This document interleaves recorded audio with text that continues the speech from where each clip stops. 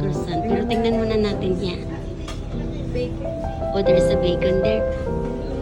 My favorite breakfast, bacon. Fruits. Oh, iyan ang mga pang breakfast.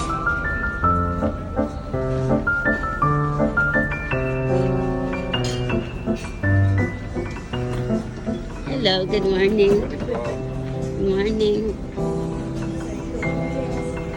Oh, this one is oatmeal. There's a sachet. Pwede tayo kumuha yan. Ay, ikaw yung Miss Itlog. Hindi ako mahilig. Pero tingnan muna natin yung ano.